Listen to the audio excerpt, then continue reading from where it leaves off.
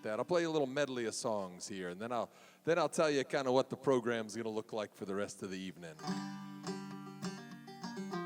We're going to start out kind of slow, but we'll pick it up here with the second part of the medley.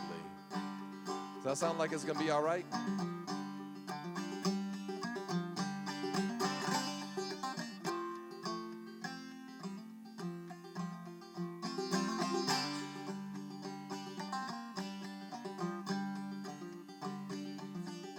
Come here, little pink. Let me tell you what I think. Think it's a long time making up your mind. I used to think you's the prettiest little pink that ever the sun shone on. You caused me to weep, you caused me to mourn, you caused me to leave my happy home. So come here, little pink, let me tell you what I think. Think it's a long time making up your mind.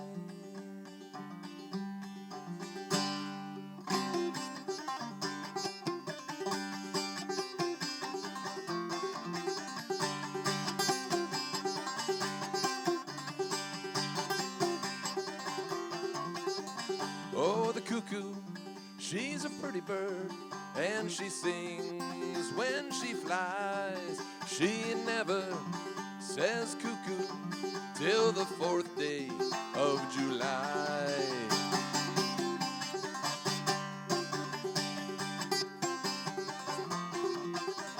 Jack of diamonds, Jack of diamonds, I have known you for old. You've robbed my poor pockets of silver and gold. Oh, the cuckoo, she's a pretty bird, and she sings when she flies. She never says cuckoo till the 4th day of July.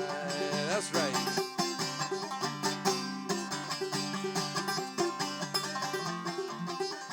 Oh, Shady Grove, my little love, Shady Grove, I say, Shady Grove, my little love, I'm a-going away.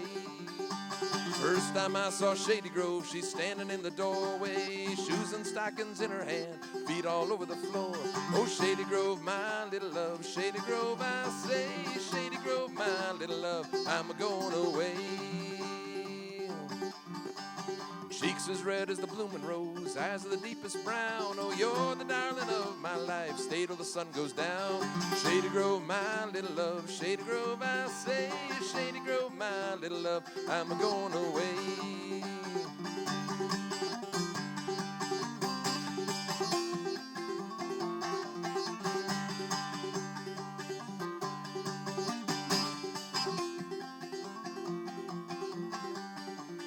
Oh, Shady got religion, she had it once before, but when she heard my old banjo, she's the first one on the floor.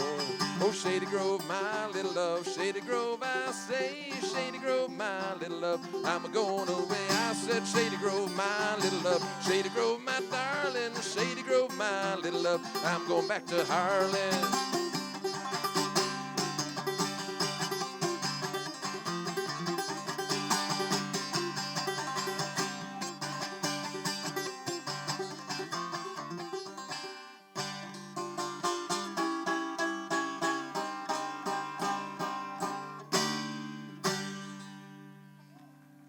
Little Shady Grove, cuckoo, little pink there.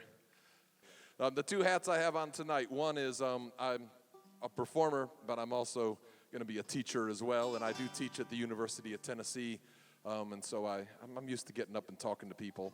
Not always so used to doing both of these things at the same time, so this will be kind of fun.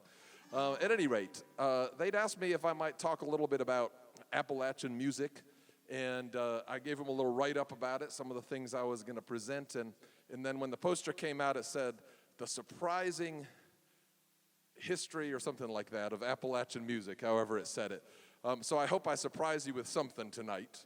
I'm not sure if I will or not, but we'll give it a shot. So, you know, for a long time, the narrative about Appalachian music has been that it's of some pure Celtic or Scotch-Irish or British heritage, that, you know, the isolation of the people in the mountains meant that they were somehow channeling something from the old world in some pure form. And the truth of the matter, or at least the truths of the matter, are much more complicated than that. And so I want to unpack some of that complex nature of the music here, because really, if you look at the music that developed in the mountains, it was a mix of old world and new world. It was a mix of black music culture and white music culture, pointing back towards both Europe and Africa. It was a mix of commercial elements and traditional elements, amateur musicians, professional musicians. You know, I mean, there was so much that went into making the wonderful music that we have in this region. So I'm going to try to go through a little of that with musical examples as we go. So let's begin with the ballad tradition. You all familiar with what a ballad is, I imagine? You know, when we're not talking about the slow AC/DC songs that got the most radio play. You know, I'm talking about, you know, those songs that tell a story. And we definitely associate those songs with Scotland, Ireland, and England. And a whole lot of English ballads in particular became really common in the mountains, perhaps largely because of who came here first and the language that began to dominate being English, but Scottish and Irish as well. So I'll sing you one. I'm just going to sing you a short little a cappella ballad because I'm not really an a cappella ballad singer. So I have distilled this ballad down to 3 verses that pretty much sum up the story and get it done. And then I'll tell you a little bit about where this ballad is from and kind of why it's a good example. So this is sometimes called Old Bangham. I don't sing it that way. I sing it calling the character, instead of Old Bangham, he's a bottler, which I kind of assume is a moonshiner. That's what I would think anyway. It goes like this. I got to sing it lower than that. Bottler went to the wild boar's den, Quilloquay. The bottler went to the wild boar's den, there lay the skulls of 1,000 men, Quilloquay, quaddle down. The bottler made him a wooden knife, Quilloquay. The bottler, he made him a wooden knife. He put an end to the wild boar's life. Quilloquay, quaddle down. The bottler took his wooden knife, Quilloquay. The bottler took his wooden knife. He put an end to the wild boar's life. Quilloquay, quaddle down. That's all you get. So Quilloquay, I learned that version from a ballad singer from up in eastern Kentucky by the name of Nimrod Workman. Anybody know who Nimrod was? Yeah, and that was how he used to sing it, and it was pretty different than the way a lot of people sang it. And one of the things about this whole tradition is that it certainly is an oral tradition, and you know it changes. It changes as people forget the words or forget the melody and make up their own. It also changes in the hands of creative people. You know, I think sometimes when we talk about the oral tradition, we're just like, oh, it's like a game of telephone. You know, people don't hear it right. And I do think that's a piece of it. But I also think that, you know, people who are singing these songs, musicians, they had their own creativity as well. And so they added their own little bits to it here and there. And Nimrod's certainly somebody who liked to add his own little bits to things, that's for sure. But that song right there, it has its roots in British songs. There are a couple of different ones that it seems to point back to. One actually is about a knight who kills a wild boar. But another one, Sir Eglamour is the name of it. It's a Scottish ballad. It's about a knight who kills a dragon that is, terrorizing the countryside. And I always like to tell the kids that I guess we sing the part about the boar here because we didn't have dragons in this country, so we let that piece go. But at any rate, so these songs, they come from the old world, but people kind of make them their own and make them new. A whole lot of these songs are what we call murder ballads. I chose not to sing one of those. I don't know. I just didn't feel like bringing us down quite that much. But, a whole lot of them, somebody gets killed, and the person who normally gets killed is the woman, even if that doesn't seem particularly fair. And so there's that whole thing to unpack. But, yeah, take my Appalachian music class if you want to go deeper into that one. But at any rate, I'm going to sing you another ballad, and I'm going to sing you kind of a fun one. I'm going to get you all to help me with it, in fact. We're going to Pete Seegerize this one. I bet a lot of you know this. The sound level's still okay? As more people are coming and y'all are chewing on your food? Okay, good.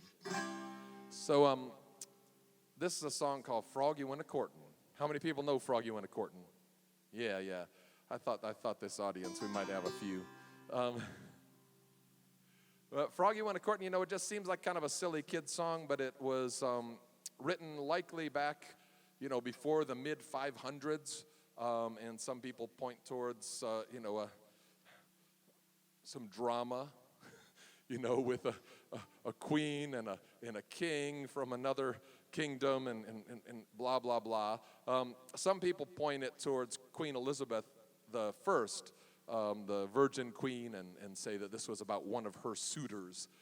But it seems to be an even older song than that. But a lot of these old songs that seem kind of silly, I think, were satire about real people and probably about the ruling class, largely. So here's a little Frog You Went A-Courtin'. We're going to get you all to help. So the way that it often goes is like, just Frog You Went A-Courtin' and he did right, And it's every time, right?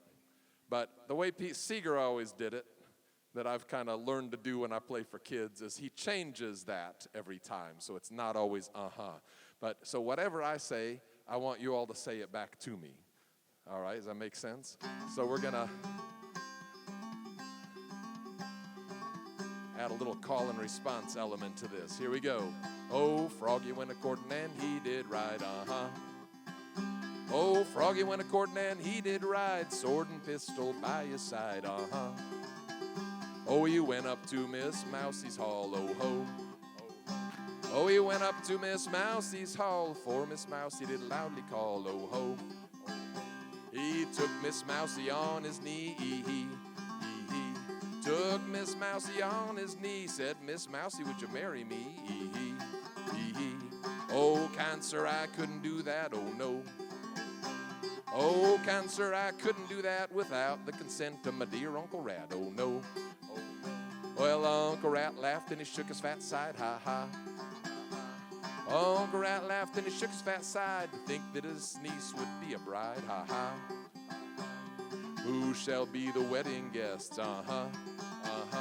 Who shall be the wedding guests? All the kinfolk from out west, Now here's where it gets fun with the kids. Oh, the first to come was the bumblebee, buzz, buzz. The first to come was the bumblebee, a fiddle bouncing on her knee, buzz, buzz. Oh, the next to come was the little pink pig, oink, oink. Oh, the next to come was the little pink pig, and with the bumblebee danced the jig, oink, oink, oink. And we could go on and on. Well, let's wrap it up. So there are all kinds of different versions of this. Sometimes the cat comes along and eats all the wedding guests. Sometimes the snake comes along and eats all the wedding guests, but here's the version I like to sing. It's a little more mild. Oh, the next to come was the big black snake, hiss, hiss. The next to come was the big black snake, ate up all the wedding cake, hiss, hiss. All right, so a little Frog You Went A-Courtin'. So, when I first started teaching about American music, and I had this notion, all right, I'm going to talk about, there are important roots from different places. So I'm going to talk about the European roots, and then I'm going to talk about the African-American roots. And the more I've taught about it, I'm like, you just can't do that. Because from the very moment that African people were stolen from their homeland and brought over here to be slaves, from that moment, things started mixing together, right? And so just like these ballads, there became a really strong ballad tradition that came out of the African American community as well, you know, that might have borrowed some elements from these British ballad styles, but then added some elements from African American aesthetic. And so I'm going to sing you one of those, or at least one that we assume likely came out of the African American tradition, though we don't know who wrote it. But the song is a story that you'll probably know. It's called John Henry. A lot of people think that this song was about a real man who worked on the railroads in West Virginia. And of course, as we're still experiencing today with machines taking over various jobs in our world, that's what they were experiencing back then. And so, of course, John Henry, he raced against the steam drill because he was threatened by that. And he became somewhat a working class hero. But, of course, John Henry was a black man. And some of the elements of this song might make us think that this came out of the African-American musical tradition. But I'll sing you an Appalachianized version of it here.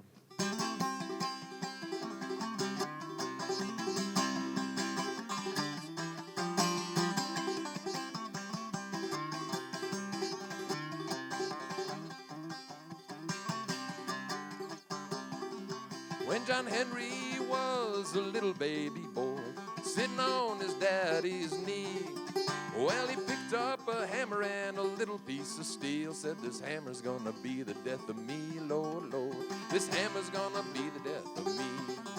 Well, the captain said to John Henry, we're gonna bring that steam drill around, we're gonna bring that steam drill out on the job, gonna whop that steel on down, Lord, Lord, whop that steel on down. Well, John Henry said to the captain, a man ain't nothing but a man, but before I let that steam drill beat me on down, gonna die with a hammer in my hand, Lord, Lord, die with a hammer in my hand. The man who invented the steam drill, he thought he was mighty fine, but John Henry, he made 15 feet. That steam drill, it only made 9, Lord, Lord. Steam drill, it only made 9. Well, John Henry was hammering on the mountain. There was lightning in his eyes, but he worked so hard that he broke his little heart, and he laid down his hammer and he died, Lord, Lord. Laid down his hammer and he died. There are lots more verses to this that I could sing, but I'm going to sing one more. And you know, I very rarely perform by myself for groups of adults. I perform by myself for kids quite often, but so I'm gonna draw on something I do with kids here. I'm gonna get you all to help me again. One time I heard a guy sing this. He was probably in his 80s. When he got to the last verse and he sang John Henry, and he just sang it for as long as he could, you know, like John Henry, just like for a really long time. So you got, in order to sing something for a really long time, you got to take a deep breath. So everybody take a deep breath in, let it out. All right, now we're going to take a deep breath in and we're going to go. All right, see how long you can sing John Henry. What was that? I bet it is, yeah. It's that time of year. Sorry, deep breath in, ready? John Henry.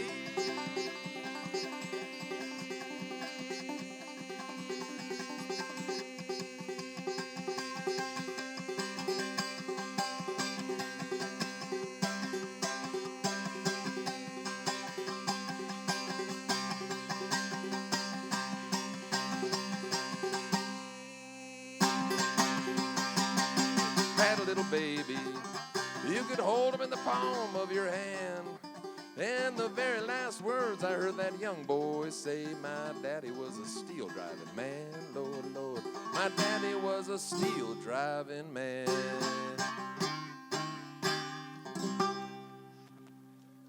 And as the Ballad of John Henry. All right, so, we've already seen this mixing of old world and new world. It's a new world story, a new world song. It's influenced by, African-American musicians, but it's kind of a British ballad form. It's already happening here. So let's talk for a minute about the fiddle tradition. I do not play the fiddle, so I am going to just play the mandolin in its place. So let me grab the mandolin.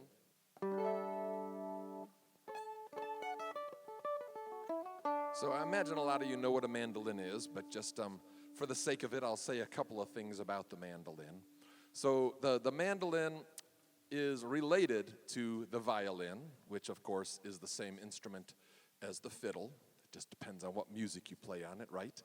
But the mandolin, instead of playing it up here with a bow, you play it down here with a pick, more like a guitar. And anybody ever play violin, take violin lessons, or... Yeah, so you would recognize that when you tune a violin, those are the 4 notes of the strings. Same 4 notes as on a mandolin, but on a mandolin there are 2 strings for every 1 string that the violin has, so they're in pairs. And I imagine that might have had something to do with wanting to make it a little louder, because that scraping that bow across the strings makes that thing pretty loud, but picking doesn't make it quite as loud, so I imagine the double strings had something to do with that. But the violin in the form that we still have it today, really we can trace back to the Baroque era, and largely to Italy. There was one town in Italy, in particular Cremona, where it was kind of like if you go to a big city and there's a Starbucks on one corner and you can see the next Starbucks on the next corner. There were like instrument makers like that in Cremona during this period. And they made instruments very much like we still make them. And the mandolin grew out of that. Of course, those Italian mandolins, they had a round back. And around here we call those taterbug mandolins, and don't tend to play those so much. But you all can hear that this has Italian roots if I play you something like this.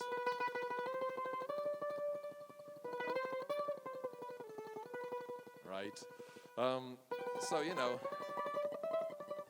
mandolin can sound nice and pretty like that. In a bluegrass band, which we're not even really going to talk about bluegrass tonight. You all might have come and thought, he's going to talk about bluegrass. Bluegrass wasn't born until the 1940s. Pretty much everything I'm going to talk about is like more pre-bluegrass. And bluegrass was something that kind of grew out of a whole lot of what I'm going to talk about tonight. But in a bluegrass band, the mandolin's kind of the snare drum. You know how the snare drum in a rock band, it plays on the 2 and the 4. So it's like doom tap, doom tap, doom tap, doom tap. 1, 2, 3, 4. And that's what the mandolin does. So the bass is going boom, boom, boom. Let's sing in the same key I'm playing it. Boom, boom, boom, boom, boom, boom, boom, boom. And the mandolin plays that. I'm not really the greatest bluegrass player. I'm not super fast. So if I ever get lost in a jam, I just do this. And I swear I'm doing half of my job. Because truly the mandolin is there to keep that part of the rhythm. At any rate, I'm going to play you a fiddle tune. So we got a lot of fiddle tunes from the British Isles, and then once again, we got new fiddle tunes that were made up here, and then we got the influence of black fiddle players, and the fiddle styles started to change a bit. So I'm going to play you a fiddle tune, and then I'm going to talk a little bit about maybe some of the ways that the fiddle styles changed here in Appalachia in comparison to like Scotland and Ireland. So I'm going to play a really simple one because, I'm just not a flashy player. So this is called Angelina Baker. And I'm all confused now because in the old-time music world, they start in one way, and in the bluegrass music world, they start exactly opposite. And right now, I don't know which part I should start with. So I'm going to start with the high part.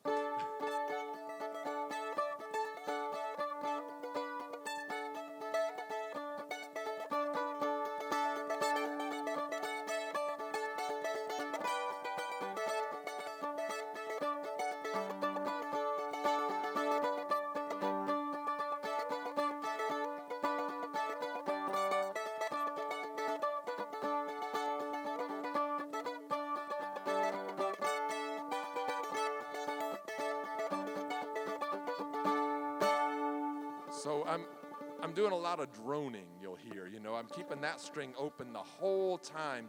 And I can't really play like a fiddle. I can't make the mandolin sound like a fiddle. So I'm just doing my own thing here. But on a lot of fiddle tunes, particularly in kind of older Appalachian styles, not so much in bluegrass, but in older styles, they'll often play two strings at once and often kind of keep a drone going. And I imagine you all can think of a Scottish instrument where there's a lot of droning, right? So not unlike the bagpipe or other pipes from over in that part of the world, the fiddle tradition that came from over in that part of the world also had a lot of droning. So we do that too here in Appalachia. But in a whole lot of Scottish and Irish music, European music in general, we put the rhythmic accents right on the beats, and we might put notes in between the beats, but they tend to be the weak accents. They're not where the real big accent is. But in a lot of Appalachian fiddling, you'll see fiddlers play in between the beats and put rhythmic accents, strong accents in between the beats. And this is a direct influence of African American musical styles, because from Africa, we got a really intense use of what we call rhythmic syncopation, right? And rhythmic syncopation is when you put those rhythmic accents somewhere besides what we call the downbeat. Y'all know what the downbeat is? I bet a lot of you do, but we're going to practice anyway. So the downbeat, in like a meter of 4 beats per measure, where we're feeling the music like 1, 2, 3, 4, 1, 2, 3, 4. The downbeat is that 1 and that 3. The 1, 2, 3, 4. It's like the beginning of the phrase, the middle of the phrase. And that's where you hear a lot of the rhythmic accents placed in a lot of European music of different styles. But in a lot of African music, syncopation is the rule. Putting rhythmic accents somewhere besides that downbeat is the rule. I mean, you can find rhythmic syncopation in a Mozart piano concerto. You can, but it's more the exception than the rule, whereas the African and African American influence on American music made it be more common in our music, including old-time fiddling. So I'll play you a little bit of an example of that in just a second, but let's do a couple things first. So we're going to do a little stomp and clap like we might have found like in churches back in plantation days, or even after that, black churches where you stomp on the 1 and the 3 and you clap on the 2 and the 4. Y'all ready? 1, 2, 3, 4, 1, 2. I've tried to do this with first graders. They can't do it. That's too young. I can start trying around 3rd or 4th. This little light of mine. I started kind of slow, didn't I? I'm gonna let it shine. 1, 2, 3, 4. All right, well, that 2 and the 4, the emphasis on the 2 and the 4 has become like a rule in American music, from rock and roll to hip hop to rhythm and blues to country to bluegrass, putting that emphasis on what we call the backbeat.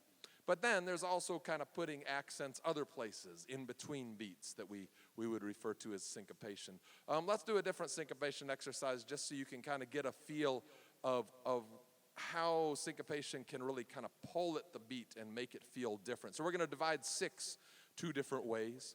So we're going to divide it as 1, 2, 3, 4, 5, 6, and then as 1, 2, 3, 4, 5, 6.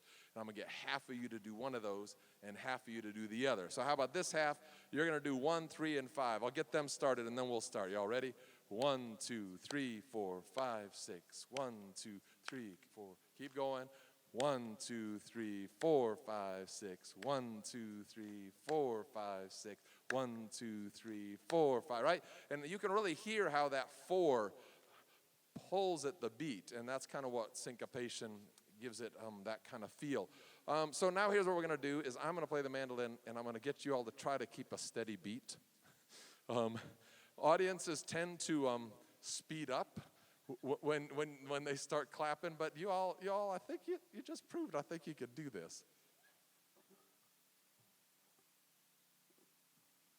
So I'm going to play Angelina Baker, and first I'm just going to play it really straight. I'm going to play with rhythmic accents right on the beats, right? Not in between the beats. And then I'll start playing it syncopated. So if you all can, let's see how fast do we want this. That's a good speed. So clap, clap, about like that. So.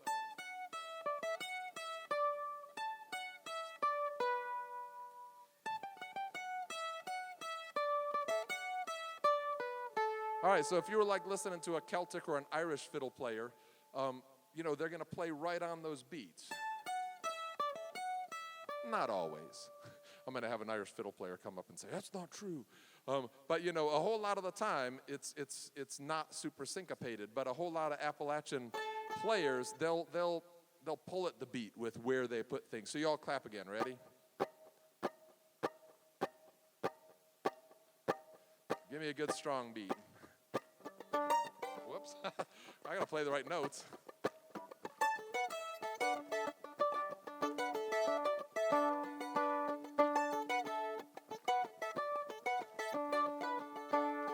I'm kind of exaggerating.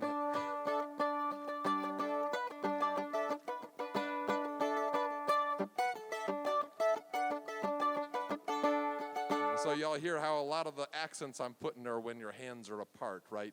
So I'm not going to tell you that was a great representation of exactly what a fiddle player would do by any means, but I was just kind of trying to demonstrate the idea there.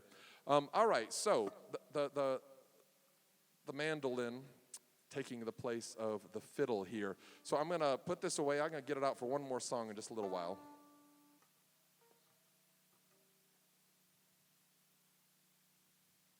Back to the banjo. All right, so I got to do a little banjo talk now. For years, there's been a line on my set list that's called Banjo Talk. And so that's where we are. So I think this is becoming more and more common knowledge, but when I first started teaching and first started going into schools and doing programs for kids, nobody knew this. Simple fact, and it's a kind of mind-blowing fact, whether you know it already or not. And that is that the roots of the banjo are from Africa. And if you think about what the banjo has become in our culture, I play in an old style that is pre-bluegrass style, and it's more similar to how African musicians would have played the ancestors of the banjo. Instruments like the ekonting, the zalam, the ngoni. These are instruments from Western countries in Africa that all shared in common that they were a drum head with an animal skin and a neck and strings. And some of them even had this short string. I don't know if you've ever looked close at a banjo, but it has 4 strings, or the modern banjo, 5-string banjo, has 4 strings that go all the way down to here, and one that's short, and you don't tend to fret it. So guess what it becomes?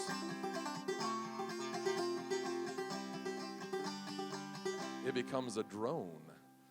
All right, so you got this droning element that came from Africa with this instrument, and then you got the droning element from the British Isles, and hey, that worked out. They kind of went together pretty well. But the style that I play, which is more similar, like I said, to how those African instruments would have been played, is a downstroking style instead of an up-picking style. So in bluegrass, they play rolls where they pick the strings like that, right?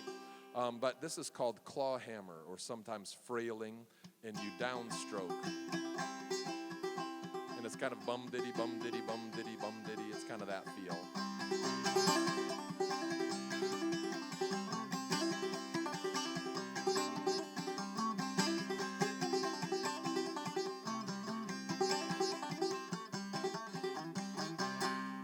So that's kind of the claw hammer style right there. But then when the banjo met the fiddle, and a lot of scholars at this point are pretty certain that the banjo and the fiddle were played together first on the plantations by black musicians. Black musicians played the banjo for over 100 years on this continent before white musicians started playing it. It was an instrument that was associated with black musicians on the plantations. And, when they got their hands on the fiddle, sometimes because the owner of the plantation handed them a fiddle and said, hey, come play for our dance, when they got their hands on that and they started playing it with the banjo. And so it seems likely that the combination of these two instruments that has become so central to like old-time square dance music all the way up to bluegrass music, that it probably started in the hands of black musicians. But of course, as they met, one of the things that developed was a style of playing that kind of allowed you to play the tune that the fiddles play in. So I am going to play you a fiddle tune on the banjo. I'm going to play you a Scottish fiddle tune on the banjo, but it has some words that have been added to it over the years, and we'll unpack those words in just a minute as well. It was originally just a tune for dancing, just an instrumental, but people sing words to it sometimes now. And it's called Soldier's Joy. Anybody ever heard of that? If you've ever gone square dancing, contra dancing, you have danced to Soldier's Joy. It is a song that some people think traces back to some soldier whose life was in danger because he'd been captured by the opposite side, and he wrote this song, to have his life spared. That's one story anyway of where that name comes from. But anyway, I'll play a little bit, and then I'll kind of unpack what I'm doing on the banjo.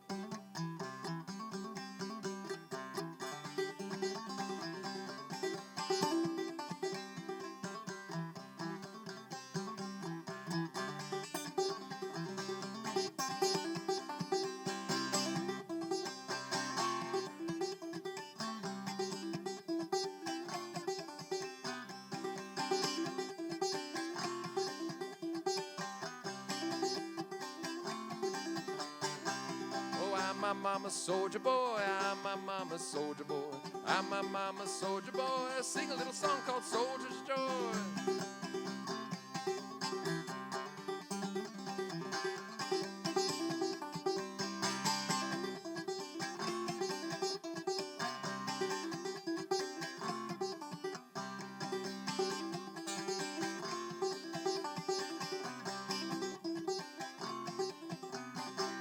Sweet potato sitting on the, oops, I said that wrong. Grasshopper sitting on a sweet potato vine, grasshopper sitting on a sweet potato vine, grasshopper sitting on a sweet potato vine, along come a chicken and say you're mine.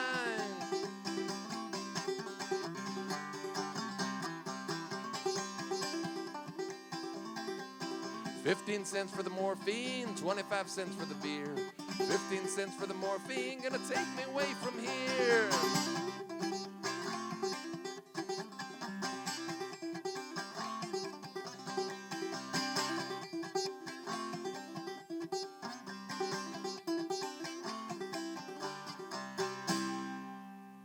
Soldier's Joy there.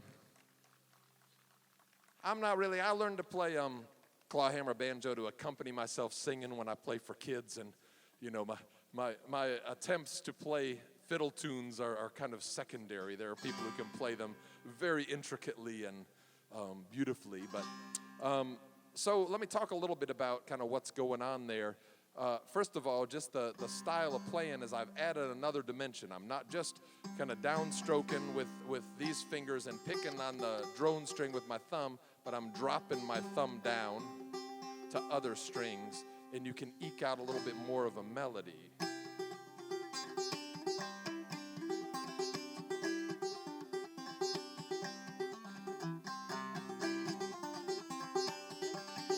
So you kind of get the idea of how you're trying to kind of approximate what a fiddle sounds like going back and forth with its bow. But let's unpack those words I sang. So first of all, the 25 cents for the morphine, 15 cents for the beer. A lot of people think that verse came when this was a popular song among Civil War soldiers, and that, that's what you would have had back then for pain, right? It was alcohol and maybe morphine. So that was something that came here in the New World and was added. The other verse that I sang was one that I think is most likely traceable to the minstrel shows. And the minstrel shows are, one of those parts of our musical history that can be kind of uncomfortable to talk about. And I'm going to talk about them because they were a significant part of our music history. Before he gets really intense there, I wanted to ask, I had heard there is a difference between the violin and the fiddle. The violin has strings, and the fiddle has strings. Thank you very much. I'll be here all night. Please tip your waitstaff. Speaking of which, so this is all part of our Neighbor Day celebration, we call it, but we stretch it out over a couple of weeks. So right now online, we have an auction going on at sjneighborday.com, and you can register there and bid on lots of items, and the proceeds from that go to help us do a lot of the things we do. We feed our neighbors. We have this space where, hey, if you are not like a member of our congregation, you can still do stuff like help feed people. You can come work in our gardens. And we say, while we are people of faith who gather to pray and worship on Sunday, you can hang out with us even if you're not into that. God loves you even if you don't believe in her, and is my theory. So come and join us there. I want to also mention a couple of our sponsors. Vineyard Flooring, right next door. Yes. And then the good folks at Broadway Carpets have helped contribute to help us make all this happen. So thank them. And in a little bit, I'll tell you some more about the people who are here tonight, because I learned some really good stuff about Bake That Dough. So I'll tell you about that in a minute. And Sean has some merchandise. And get your wallets ready, because we'll just take a donation tonight to help our cause, because in that auction and what you give tonight, we have a donor who's pledged $10,000 matching gift for this. So yes, so that's for the auction and for giving tonight. So take it away. On another note, so beginning way back in the 1840s, this whole form of entertainment began, called the minstrel shows. And as they first started, they were what we might call blackface minstrelsy, which was white musicians and actors, comedians, painting their faces black and doing these routines and traveling around and playing music that was some filtered approximation of what they thought black music sounded like, right? So they started playing the banjo and the fiddle together. They played the bones, the tambourine. I think it would be a mistake to think that what they were playing was a true representation of, what black musicians were playing, but it certainly probably captured some of it, and they were inspired by it. Now why did they have to present it while they were painting their faces black and singing often very racist lyrics? Perhaps partially because you weren't supposed to enjoy black music or listen to black musicians, right? But this was kind of a way to put it in a package that somehow felt okay to people. Perhaps that's a piece of the reason why. But there are lots of things that we could spend, a whole semester unpacking the blackface minstrel shows. But I would like to make a couple of comments about them. I think sometimes people think when they hear this, they think, oh yeah, that's a little embarrassing piece of our musical history. It's not a little piece. It is a huge piece. It was the most popular form of entertainment in this country for decades. And it was still being done up into the early era of movies. So, still being done 100 years after it began. It was a huge part of the sheet music industry. And so thereby, a huge part of what we might think of as pop music even, or popular music. The other piece of what it became, though, is a part of the repertoire, the language of folk music in this country. A lot of these songs are songs that you all grew up singing, They are. And we have oftentimes gotten rid of the most racist words. But let me sing you a song. I won't sing the most racist words. I promise. I bet you all know this. Oh, Susanna, oh, don't you cry for me, for I come from Alabama with a banjo on my knee. Come from Alabama with a banjo on my knee. Going to Louisiana, my true love for to see. Oh, Susanna, oh, don't you cry for me, for I come from Alabama, the banjo on my knee. Oh, it rained so hard the day it left, whether it was dry. The sun so hot I froze to death. Susanna, don't you cry. Oh, Susanna, oh, don't you cry for me, for I come from Alabama with a banjo on my knee. You know, that's a fun song, right? I used to sing it for kids all the time. But let's think about it just a little bit. It was written by a fella whose name some of you will probably know, Mr. Stephen Foster. He's considered the first great composer of American popular music. He wrote a lot of minstrel songs. He also wrote other stuff, you know, Beautiful Dreamer, you know, and things like that weren't minstrel songs. But he wrote a lot of minstrel songs. Supposedly only crossed the Mason-Dixon line to the south once in his life. But he's writing songs, you know, in the voice of slaves on the plantations. And I bet you never, when you heard that song growing up, you never thought about that banjo player being black, did you? But I mean, that's what they were portraying in the minstrel shows, were the black band, because it was a black instrument, you know. Now, let's think about the verses for a second. Rain so hard the day I left, the weather it was dry, the sun so hot I froze to death, Susanna, don't you cry. Now, that just sounds like silliness, pure silliness, and it was, you know, it was pure silliness on the one hand. On the other hand, if you put it a little bit in context, you can see that it was, even those lyrics were damaging, because what was being portrayed was this very kind of stereotypical view of African Americans as dim-witted, as buffoons. So, you know, when you put that verse in the voice of a white minstrel in blackface pretending to be a black character, suddenly it takes on a little bit of a different tone, you know. And then there was a verse in here. There was this isn't one of the really bad ones, but I'll sing you one of the ones that gives you an idea how they can lean. Master's got a yellow girl. She comes from way down south. Her hair it curls so very tight she cannot shut her mouth.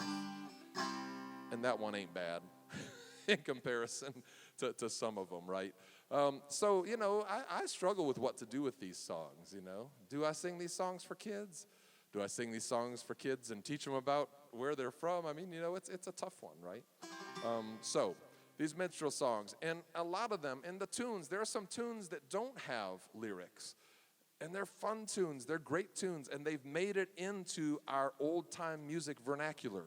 You know, they are part of what people play in old-time music, right? And, you know, I think that I'll take my cue from Rhiannon Giddens. Anybody know who she is? She was in the Carolina Chocolate Drops, and then she's now become a very articulate voice talking about a whole lot of this stuff that I'm talking about right now. And, you know, she says, you know, you got to take some of the good, leave behind the bad, and teach about it while you go along, right? And so I'll take her as a cue and try to do some combination of those things. So, switching gears a little bit. Before I switch gears, I'll say, as time went by, there became black minstrels as well. And some of those black minstrels would actually even paint their faces black and make their faces blacker than they were, that's pretty weird right there. But they were, you know, trying to take advantage of the fact that this was a popular thing and they could make a living doing this. And some of these songs, you know, it's not totally clear where some of them came from, because some of them probably were written by black musicians. And then these blackface minstrels, these white musicians, took them and made them part of the shows. Some of them were written by white professional songwriters from the North, like Stephen Foster or Dan Emmett. Dan Emmett always claimed to have written Dixie. Y'all know Dixie? It's like the theme song. Is that the right word? That's not the right word. The theme song of the Confederacy, okay. But you know what I mean. And it's a song that was performed in minstrel shows, and minstrel writer Dan Emmett, I think, often claimed it. But now we think that it probably has its roots in a family from Ohio, a musical family that probably actually wrote at least part of it originally. So, you know, it's all very complicated for sure. That being said, by the time we hit the early 20th century, there are hundreds of black string bands alongside white string bands in the South, playing fiddles and banjos and mandolins.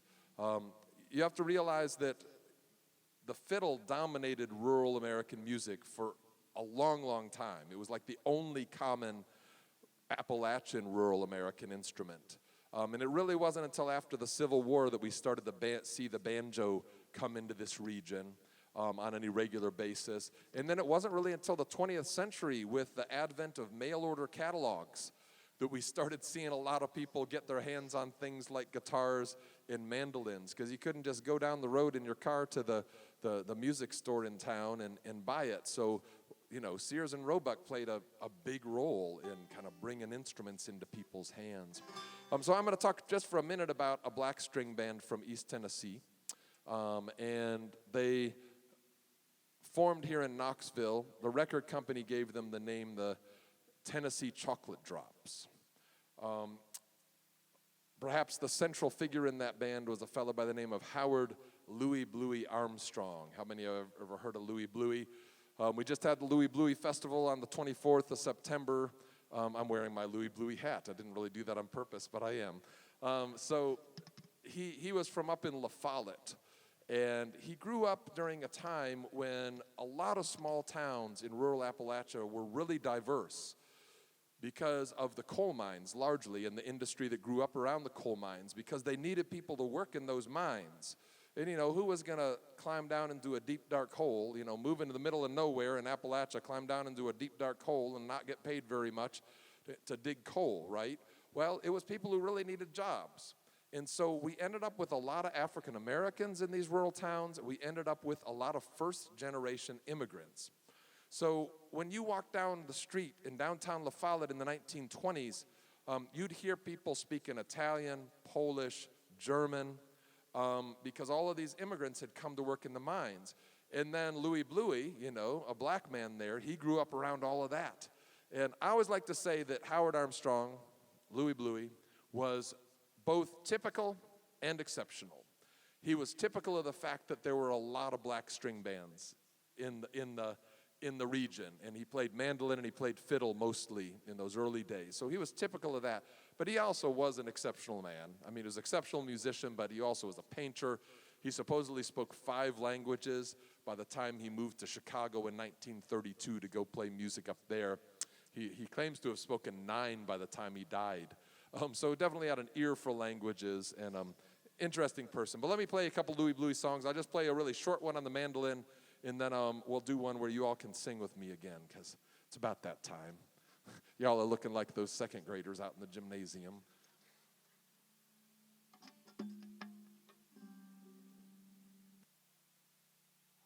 I got to always make sure I mix those sing-alongs in, every once in a while. Well, pretty much when I play for kids, everything is participatory in some ways. So it's interesting, we're at St. James Church here, but there was a hotel in downtown Knoxville called the St. James Hotel. It was, if you're on Market Square and you're facing the TVA towers with the stage there, if you just looked right to the right, that's where the St. James Hotel was. And back in the day, a city the size of Knoxville didn't have a recording studio. So recording companies would come and set up studios in places like hotels, warehouses, and they'd put out ads and get people to come and record.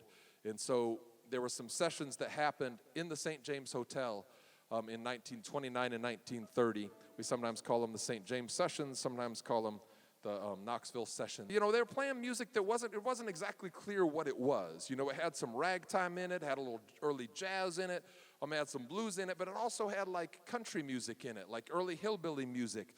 They played a lot of pop songs, Tin Pan Alley pop songs, and when the record company recorded them, they could hear, hey, man, white people might like this too. So they gave them 2 different names. They called them the Tennessee Chocolate Drops, and they released the record on their Race Records label. Before the 1940s, that's what they called black music in the recording industry, was Race Records. So they released it under that name there, and then on their hillbilly label, they released it as the Tennessee Trio. That was pretty unusual for them to do that, but they definitely had a very clear line between what was black music and what was white music. But I think they thought, well, we could get a white audience to listen to it if they didn't know they were black, and so they gave it a shot.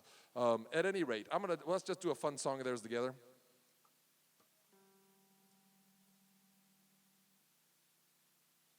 So this is a song that I do for kids. It's a song from a little later in their career. They stopped playing together for about 25 years, and then they got back together during the folk revival of the 1960s and 70s. I guess it was probably early 70s. And they started playing just as Martin, Bogan, and Armstrong. So if you ever want to go look it up, that's what I'd look up, is Martin, Bogan, and Armstrong.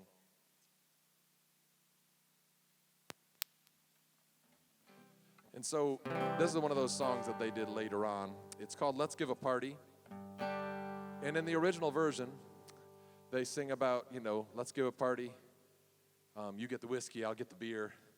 But I've sung it for kids for so long with the lyrics that I changed that we're just going to do the kid version tonight. But I don't think I remember the grown-up version.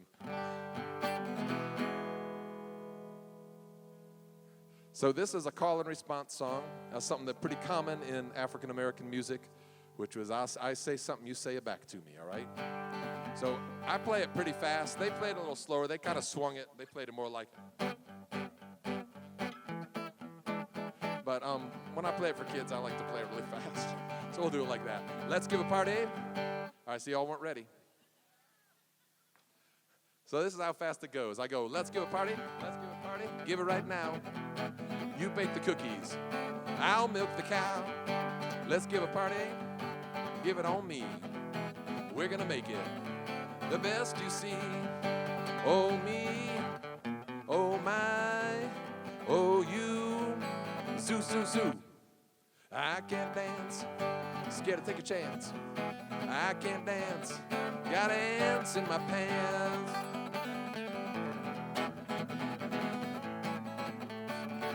They actually sang the ants in my pants part. I didn't add that for the kids. Oh, let's go fishing down at the hole. You bring the line, I'll bring the pole. Let's go out to the park, swinging and dancing, way after dark. Zazoo, zazoo, zazoo, zazoo, zaz. I can't dance, scared to take a chance. I can't dance, got ants in my pants. Let's give a party. All right. So I help book the music for a festival every year. It's the last Saturday of September. It's called the Louis Bluey Music and Arts Festival. I'd love for y'all to come join us. Anybody ever been to that festival? Got a few folks out there? Yeah. And we try to kind of honor Howard Armstrong by booking a real wide variety of music, since he played a wide variety of music. So this year we had everything from, pretty straight up bluegrass to an Irish punk band to what else do we have? We had a lot of stuff, a little rhythm and blues, soul music. So we try to kind of mix it up a little bit. One of the things that, of course, then also changed the music and influenced our perception of the music was the commercialization of the music. When the record companies came in and they started recording, and then they had in mind what they wanted to do. So we call the big bang of country music, we refer to an event that happened that was not unlike the recording sessions that happened in the St. James Hotel. They were recording sessions in 1927 in Bristol, right on the state line. State Street is the state line, and my understanding is that this happened on the Tennessee side of the state line, but Virginia does a way better job of claiming this history. But at any rate, so they put an ad in the furniture company's newspaper ad calling for musicians to come, and people flooded in. Anybody have any idea why would they have put this in a ad for a furniture company? Well, a couple of reasons. Well, I think they're tied together, but record players were pieces of furniture, and that's where they sold them. And so furniture companies actually had a lot to do with the early record industry. For instance, there were several artists that Sturkey or however you say it, the furniture company downtown, they paid for artists to go to New York City and record, hoping that they would become big stars and then they'd make money selling their records. So furniture companies played a role in all of this. So at any rate, people came from all around, and the first two big stars of country music showed up. One was the Carter family, the other was Jimmy Rogers. And you all know the Carter family from things like, will the circle be unbroken? By and by, Lord, by and by, there's a better home awaiting in the sky, Lord, in the sky. One of my favorite things, though, about the early Carter family was Mother Maybell's guitar playing. So Maybell Carter, you know, the Carter family was a family of you know, as AP and Sarah were married. Maybell, I think, was related by marriage and by blood. There was nothing weird going on there. But she was related to them. But she had this style where she would pick out the melody on the bass strings while she strummed the chords. And so one of the classic examples of that is a song of hers, or a song of theirs that they did called Wildwood Flower. I'll play you a little bit of that.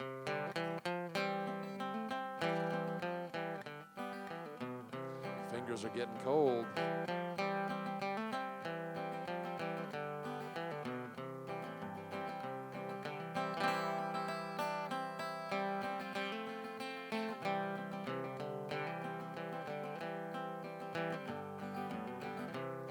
All right, so, you know, I think a lot of people think that song just like spontaneously generated from some deep, dark hollow. I mean, we think about it being like just a traditional song, or at the very least, you know, from behind a rock at Dollywood. But it's actually a song that has pop song roots. It's the basis of that song was written by a pop songwriter shortly after the Civil War.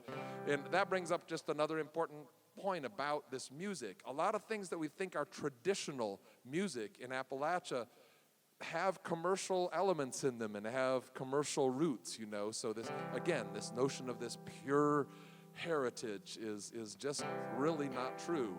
So I thought I'd, are y'all still up for a little bit more? They told me maybe 7:30-ish when it got dark. Is that good? You tell them one thing. I was just trying to decide whether to play this song or skip it or not, but I think I'll play it. Okay, friends. So, yes. So they're waving at me that if you are at your local favorite coffee shop or grocery store or wherever, and you see one of the posters for this event, would you be a good steward and take it down? And that'll be your great little souvenir poster that you can keep. All right? So I'm loving all these stories up here. I'm a big fan of the Carolina Chocolate Drop. And Dom Flemings, I've seen him in person. Dude walks around like looking the part, like he stepped out of the hills in the 20s. But, you know, there's some hard stories to hear. And we're the kind of place that likes to deal with hard stories. We talk a lot about race here. We're engaged with ministries like Justice Knox that we say deal directly with things that disproportionately affect people of color. And we're trying to change the system, to get our leaders to change the system. So we're asking you to give. We're going to pass the pumpkins, and you can give a little something. And that helps us feed people. That helps us do that work of trying to change those systems. That helps us be a place in this community that welcomes people of all sorts and does tell these hard stories about our past and where we're going and looks to a brighter future. Speaking of a brighter future, I learned about Bake That Dough over here, that not only do they have delicious cookies like they have tonight, but they bake bread and stuff. And they tell me they're in Lulu's Liquor Cakes Wednesday through Sunday. And apparently on Sunday, the baked goods that are left over are half price. So after church, you can just roll down there, help out our neighbors by getting some half-price baked goods, and tell them you're from St. James, by the way. All right? So we're passing this around, and whatever you give here, like I said, it'll be matched dollar for dollar. And let's party on. So as I was thinking about talking about Mother Maybell's style, I was like, I'm going to play a song that the Carter family didn't do that uses that style of guitar playing. This is a song that a friend of mine by the name of Greg Horn wrote. Anybody know Greg? He's a great guitarist, fiddle player, singer-songwriter in town. But he wrote this song kind of so it sounds like these old songs, and it sounds like an old song, but it's not. It's called Ragdoll, and I started singing it for kids a few years back because my grandma, who's not with us anymore, but she lived to 95, and she used to listen to my radio show. I have a radio show on WDVX called Kids Stuff on Saturday mornings at 10 o'clock. But she used to listen to the radio show, and she said to me one day, she said, Sean, why do you only play happy songs on your kids' radio show? Kids need sad songs too. And I was like, all right. So I started playing this one. It's called Ragdoll. And when I first started playing it for kids, I had somebody come up to me and say, well, you know that's just a metaphor for relationships, right? And I was like, well, it is a good metaphor for that. And so I asked Greg, I said, so what's this song about? He said, well, I grew up, my mom made rag dolls. I was like, yes. I think he meant for it to be a metaphor too, but you know.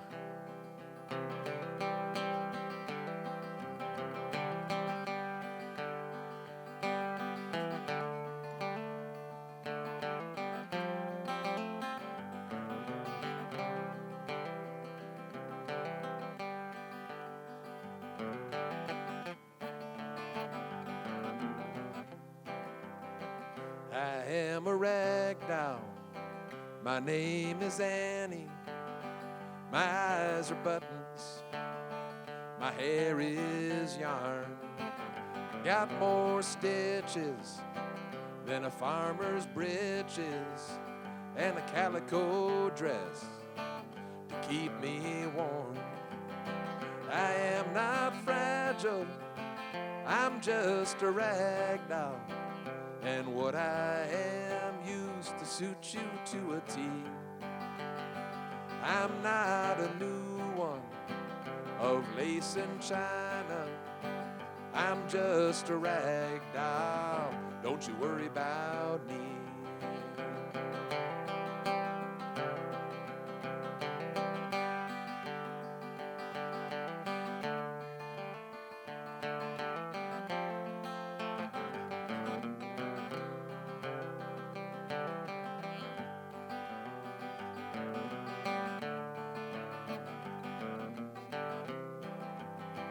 I have been waiting here in the corner, under the laundry, behind the door. I have been smiling so you will see me and pick me up in your arms once more. I am not fragile, I'm just a rag doll. And what I am used to suit you to a T. I'm not a new one of lace and china. I'm just a rag doll. Don't you worry about me. I'm just a rag doll. Don't you worry about me. All right, so I think it's a wonderful song if you think about it as being about a toy that gets discarded, or if you think about it as about a relationship. Good song either way. So certainly one whole genre of music that has come out of the mountains here are coal mining songs. And coal mining has been something that has defined parts of rural Appalachia for a very, very long time. And I thought I would sing you a couple of coal mining songs to kind of wind us up here. We're going to sing one that I've never performed before. But I was like, why don't I do this song? I should do this song. I'm going to do this song tonight. And it's a song that I play for my students. It was written by Sarah Ogan Gunning. And she wrote this in 1937. So this was the era of the early labor movement in this country and the early United Mine Workers of America, the mining union. And she was writing this song kind of as a call to people to join the union. And it's a pretty hard-hitting, intense song. And I was like, I think in the back of my mind I was thinking, because of what the poster said about the surprising history, I was like, all right, what can I do to surprise them? So we'll see if this surprises you or not.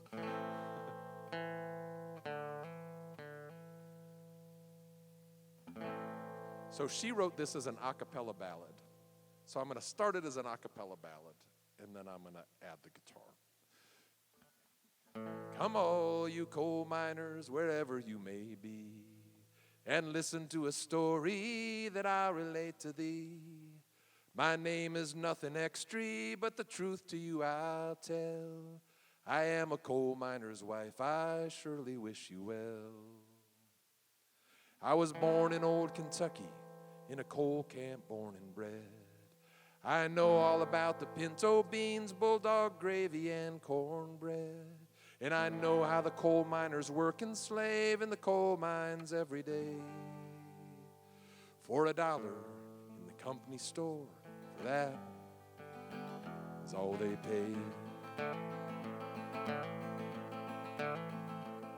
Coal mining is the most dangerous work in our land today, with plenty of dirty slaving work and very little pay. Coal miner, won't you wake up and open your eyes and see what this dirty capitalist system is doing to you and me.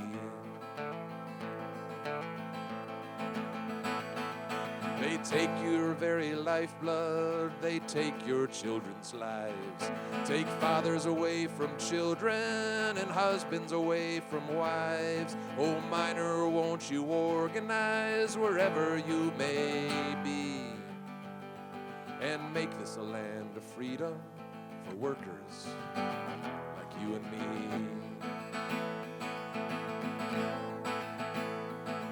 Dear miner, they will slave you till you can work no more. And what'll you get for your living but $1 from the company store? A tumble-down shack to live in, snow and rain pours in the top. You have no pay, you have to pay the company rent. You're paying never stops. I am a coal miner's wife, I'm sure I wish you well. Let's sink this capitalist system in the darkest pits of hell. Remember the first time I heard that, I did not see that last line coming. I was like, all right. A lot of people are really fed up, with their backs against the wall and, ready to kind of tear the system down. Experience a little of that today in some different ways. Certainly people in rural Appalachia haven't been treated all that fairly over all of these years. So there are a lot of mining songs. There are a lot of songs about mine disasters. I won't sing you one of those. Those are a little too sad. I remember when I first met my wife, Steph Gano, and the first time she took me to her home in Charleston, West Virginia, she pulled a book off the shelf, and it was a list of people who had died in mine disasters in West Virginia, and she proceeded to show me all of her family members who had died in mine disasters. It was just an unfortunately way too common thing, and there are some songs about it, but I'm not going to sing you one of those because they're pretty depressing. But I'll sing you something else. So I think we should wrap it up soon, so I'm going to sing you one of my songs, and then we'll do a little sing-along that Guy and Candy Carawan used to do.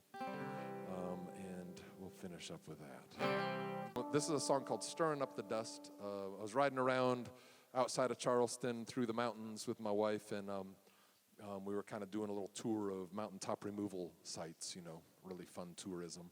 But going around and looking at all of these sites where I imagine most of you know about this practice, but they used to dig holes in the ground and go down in there and climb down in and pick the coal out and blast it out and carry it out on little train cars.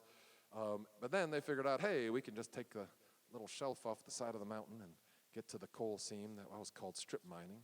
And then at some point they realized, we could just take the whole top of the mountain off. It's called mountaintop removal. And so I was really just struck as we drove around and looked at all these sites where there was current mountaintop removal happening, that very nearby, quite often, there was an old company town from the days of deep mining, just right in the same area. And so that's kind of where this song came from. It's called Stirring Up the Dust.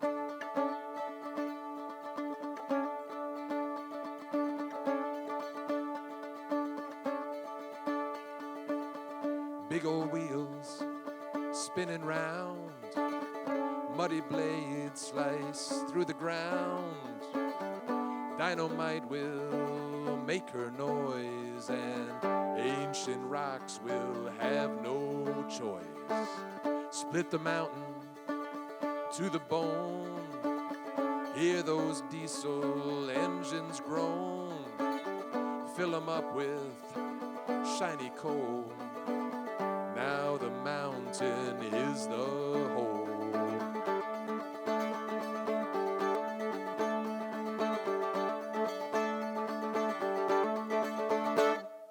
Mountains tremble and tumble down, waking up the ghosts of the company town. Listen closely, you'll hear the sound of the voices from the mountains, hallowed in this ground. Stirring up the dust, stirring up the dust, stirring up the dust, stirring up the dust. For 300 million years these hills have weathered on. But once a mountain's gone, you know it's gone. You can't put it back. Things will never be the same, no matter what they name it, no matter what they claim. Now it's all or nothing in this dirty little tale, where coal is king and life's for sale, with a history of crooked lies and blackened faces and tired eyes.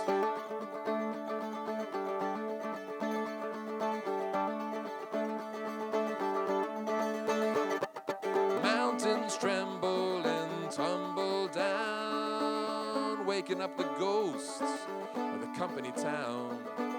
Listen closely, you'll hear the sound of the voices from the mountains, hallowed in this ground. Stirring up the dust, stirring up the dust, stirring up the dust, stirring up the dust.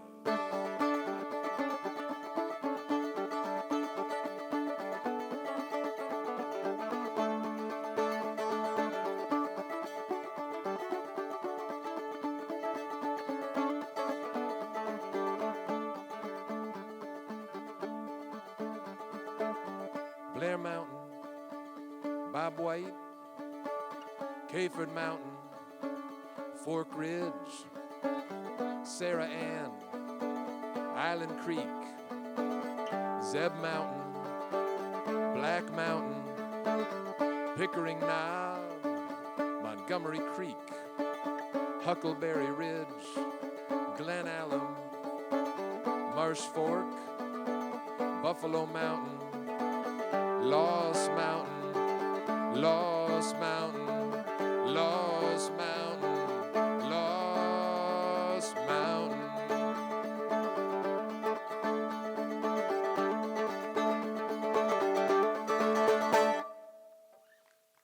That's that.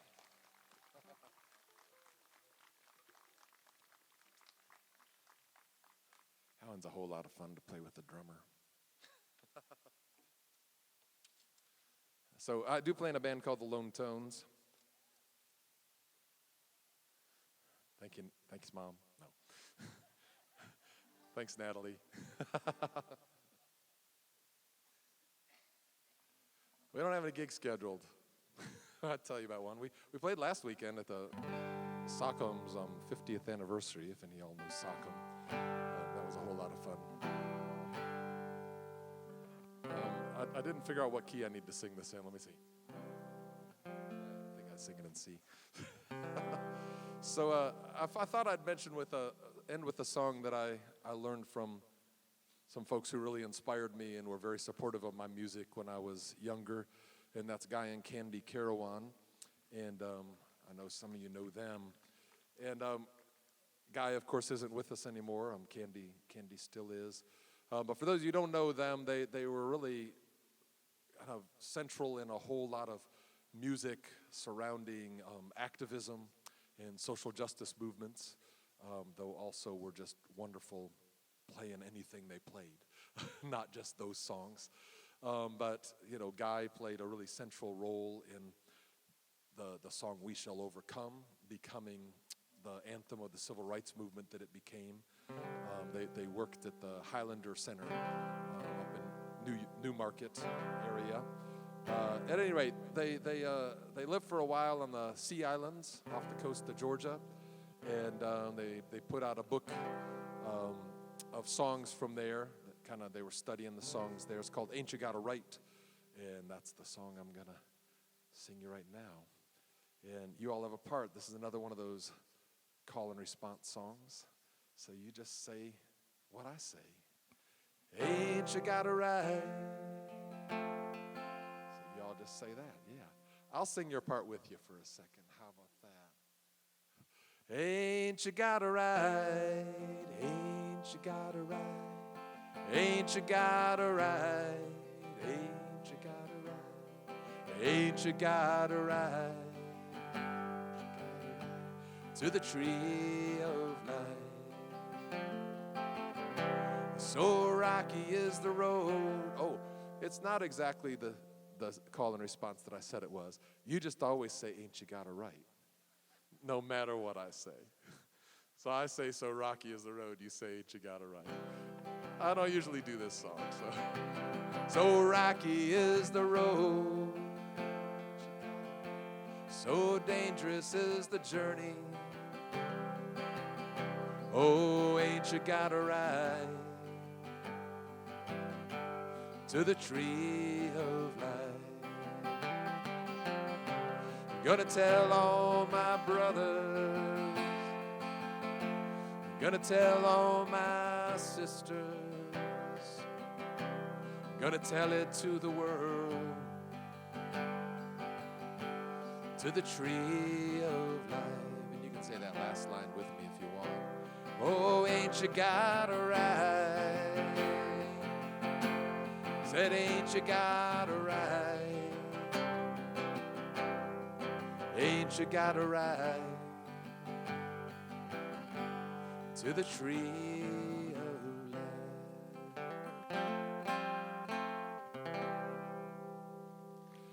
All right, thank you all.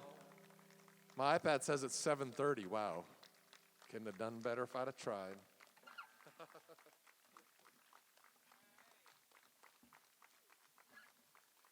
Thanks so much. Appreciate you, Sean McCollough. And I think there are a couple of cookies left. You guys go buy those right now. Just clean them up. They don't want to take any cookies back, right? Go get them, all right? And remember, 50% off on Sunday afternoon. I'm just saying. Okay. Oh, and I'm sorry. I just heard about them, so I'm really excited because they also bake pies. And honey, for Thanksgiving. Okay, anyway, she's not listening. Anyway, my birthday, whatever, Christmas. So thanks for being here tonight. Remember, let's all be good neighbors. And check out sjneighborday.com, and you can make bids. The auction actually closes at 8 p.m. Saturday night. But from 6 to 8 on our YouTube channel, there will be, it's kind of like the Jerry Lewis telethon, but it's the Father John Mark telethon. So if you want, watch me make a fool of myself and try and get you to bid on cool things. Somebody has already outbid me on the food things I wanted, so I don't know. God bless you is all I have to say. But go and bid and give. You can just make a donation. If you don't need more stuff, just make a donation. Remember our neighbors, Vineyard Flooring and Broadway Carpet helped do this, and we appreciate that. Appreciate all of you for coming out. Let's do more of this. We got a great space to be together and be neighbors and invite people. And thanks, Sean McCollough. Check out his merch and listen to him on the radio. And thank God for good music right here in Knoxville. Good people. All right? Have a good night.